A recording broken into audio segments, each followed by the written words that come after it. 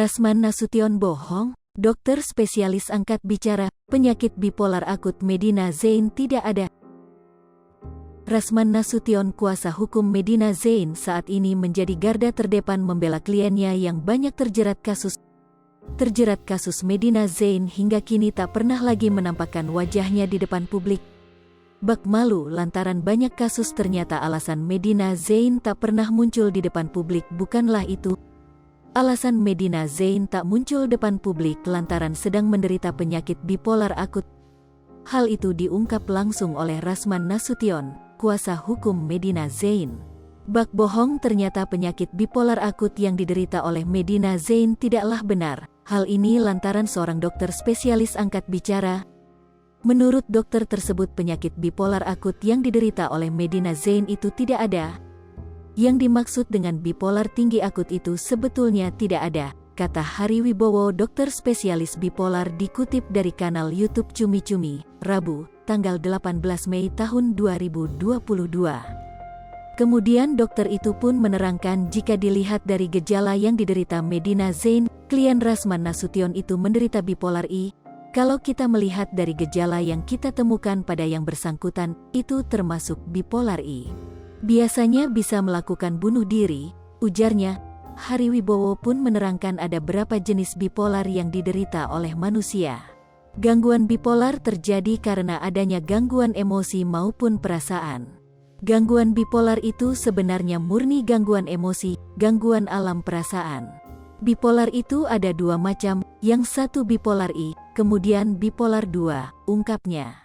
Bipolar I membuat penderita menjadi sangat aktif. Kalau bipolar I itu gangguan utamanya pada emosi yang sangat senang luar biasa. Pikirannya loncat-loncat, dari satu ide ke ide lain, belum selesai udah keluar ide-ide yang baru.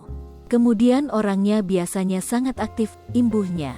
Orang dengan gangguan bipolar I mudah terpengaruh dan merasakan gangguan hingga 7 hari. Bahayanya, dia mudah terpengaruh dengan penggunaan alkohol, zat-zat yang berbahaya, judi. Bipolar I gangguannya itu sepanjang hari selama 7 hari, ucapnya. Dalam kesempatan tersebut, Dr. Hari Wibowo mengatakan bahwa penderita bipolar I tidak merasa lelah maupun mengeluh. Bipolar I gejala utamanya orang itu tidak merasa lelah. Orang itu tidak tidur atau kurang istirahat, tidak mengeluh, tenaganya selalu berlebihan, tambahnya. Selain itu, penderita bipolar I merasa lebih dari orang lain dan mudah tersinggung. Ia merasa dirinya lebih tinggi dibanding sama orang lain. Dia mudah sangat tersinggung, cepat marah, bebernya. Sementara itu, gangguan pada bipolar 2 tidak seberat pada bipolar I. Penderita akan mengalami gangguan selama 4 hari. Kalau bipolar 2 gangguan utamanya juga emosi, tapi tidak seheboh atau seberat gangguan bipolar I. Kalau bipolar 2 itu gangguannya lebih ringan, ide-idenya tidak setinggi atau tidak sehebat gangguan bipolar I. Biasanya berlangsung hanya 4 hari, jelas Dr. Hari Wibowo. Penderita bipolar 2 bisa mengalami depresi yang berlangsung lama secara berulang kali. Biasanya serangan ini cukup 1 kali, kemudian diikuti dengan gangguan depresi. Depresinya ini biasanya yang berlangsung lama dan berulang-ulang, ujarnya. Selain itu, penderita dengan bipolar 2 lebih mudah untuk diajak berbicara lantaran tidak mudah tersinggung seperti bipolar I. Namun, penderita bipolar 2 tetap mengalami gangguan pemikiran maupun emosi. Kalau bipolar 2, gangguannya lebih ringan. Biasanya orang ini lebih mudah kita ajak bicara karena tidak cepat tersinggung seperti bipolar I. Tapi tetap ada gangguan pemikiran atau emosi, tutup Dr. Hari Wibowo Gunadi, Sep. KJ, MHSA. Diketahui sebelumnya pengakuan soal kondisi mental Medina Zain ini malah bikin netizen curiga. Banyak netizen yang menyebut ini adalah sebuah tameng agar bisa terlepas dari jeratan hukum. Dilansir melalui kanal YouTube official NITNOT pada Senin, tanggal 16 Mei tahun 2022, kuasa hukum keluarga Medina Zain, Ade Anggraini mengatakan bahwa Medina Zain sedang menjalani perawatan.